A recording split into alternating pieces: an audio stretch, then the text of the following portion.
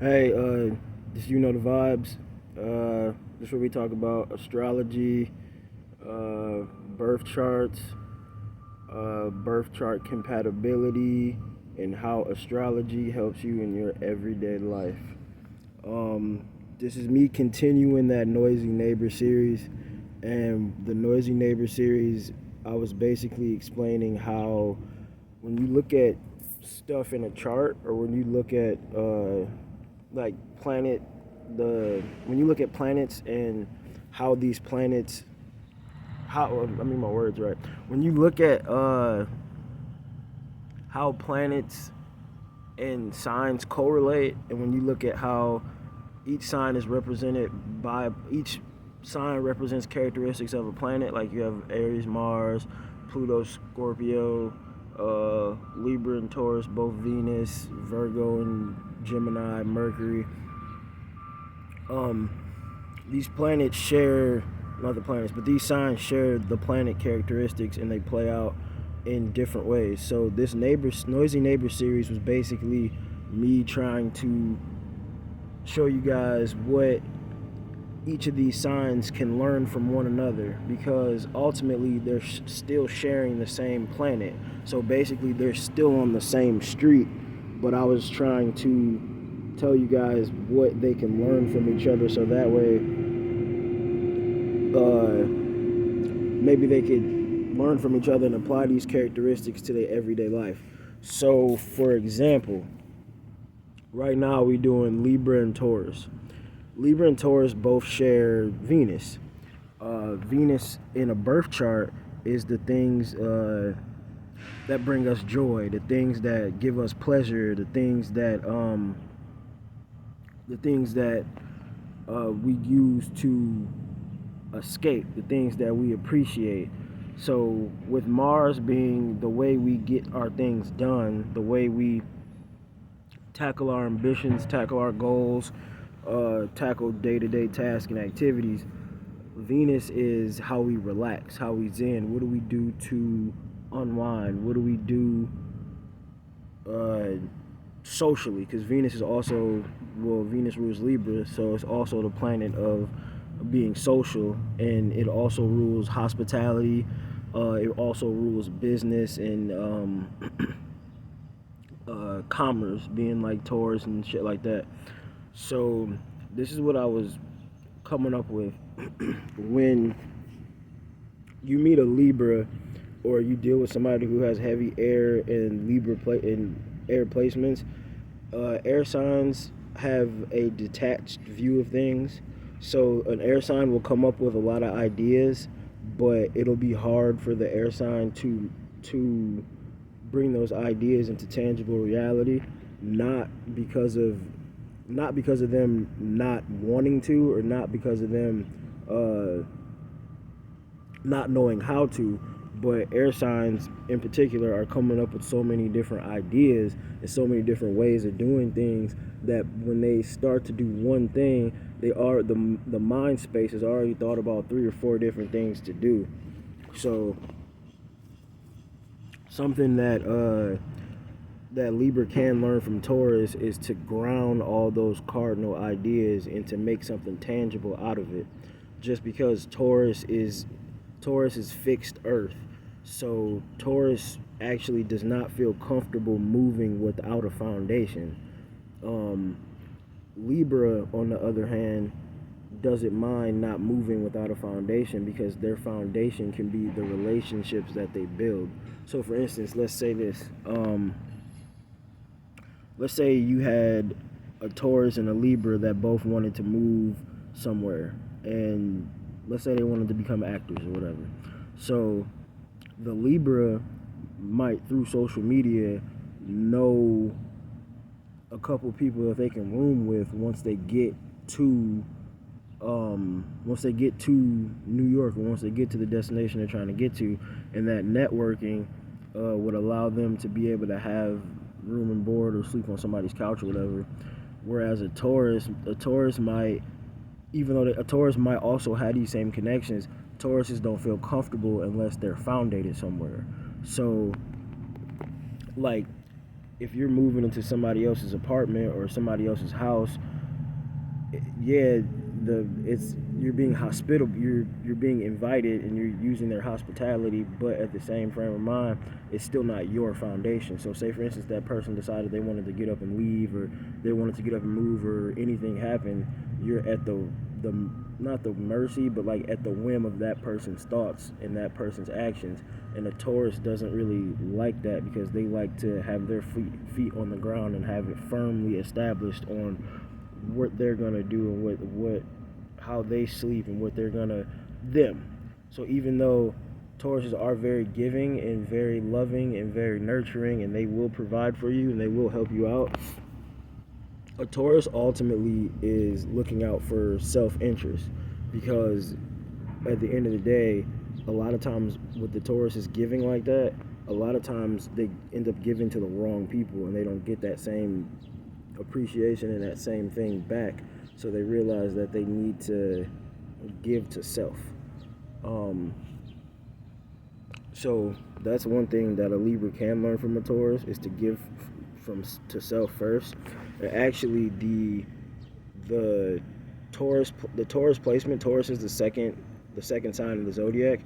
Taurus is actually in the quadrant of self. So it goes Aries, Taurus, Gemini, Cancer.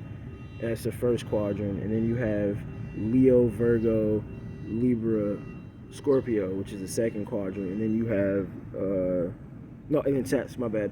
Libra. Wait, no, I said it wrong. Okay, my bad. So you have Aries, Taurus, Gemini, Cancer. That's the first quadrant, and then you have Leo, Virgo, Libra, Scorpio. That's the second quadrant. And then you have Sagittarius, Capricorn, Aquarius, Pisces, and that's the third quadrant. So the first quadrant is more about self.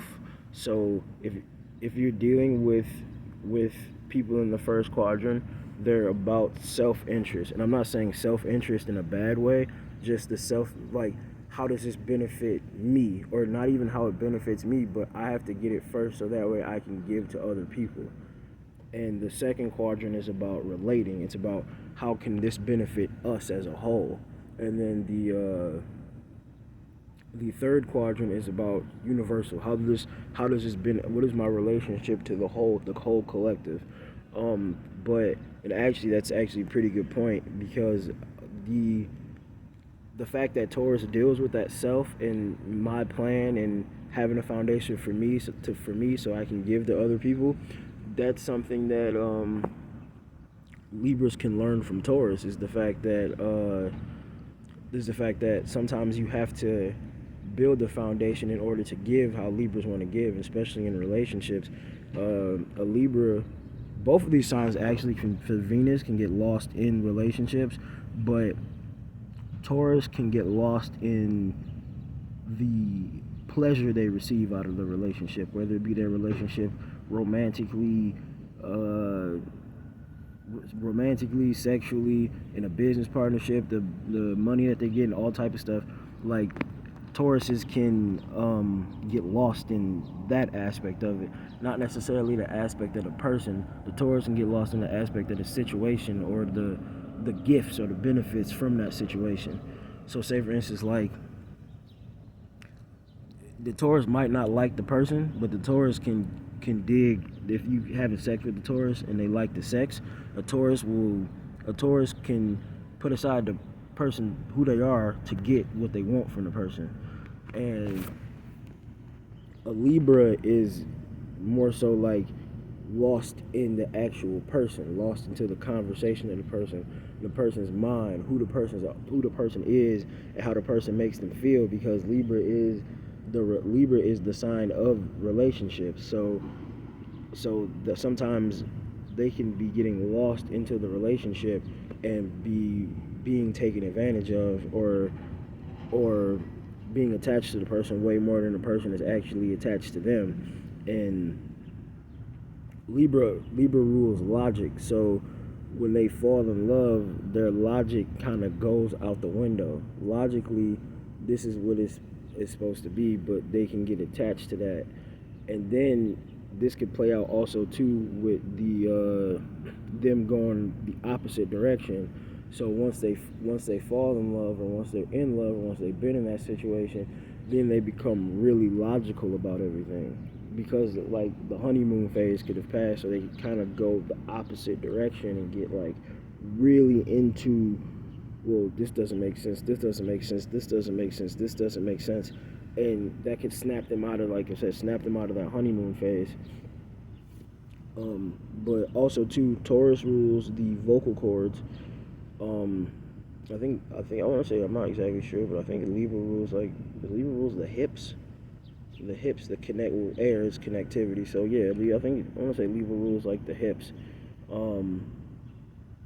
But another thing Tauruses can learn from Libras is that a Taurus won't speak up, or they'll speak up. They won't say how they feel until it's like too late. Like sometimes Tauruses get in this situation where they think that they have to buy people's affection, or buy people's love, or work really hard, or provide a bunch of stuff to get appreciation and to get the attention they would normally get if they were just vocal and honest in who they were.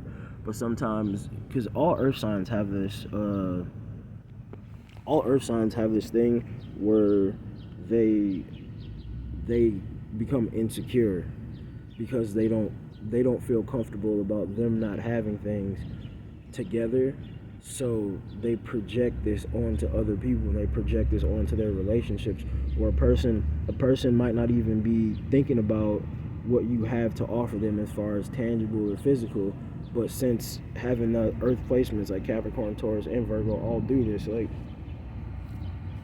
they want to make themselves useful, or because, like I said, because it comes from an insecurity. It comes from an insecurity of them thinking that if within themselves, so them thinking that they don't have anything to offer anybody, well, physically, they think that that's their self-worth. And a lot of times they get caught up into that shit where, like, yo, earth signs, your self-worth is not in the things that you have, it's in who you are. And like I said, this is something that Taurus could learn from Libra, is that sometimes be vocal, sometimes be yourself, sometimes go off your feelings, sometimes show the world who you are, and then all the things that you were trying to get in the first place, you might end up getting them anyway, without that adage of the only reason why people are around me is because I'm giving them something, that type shit. And as far as what Libra can learn from Taurus is that you have the first house, and you have the second house, and you have the seventh house. So the second house is ruled by Taurus, and the seventh house is ruled by Libra. So when you're doing stuff like that, the second house is in that self quadrant.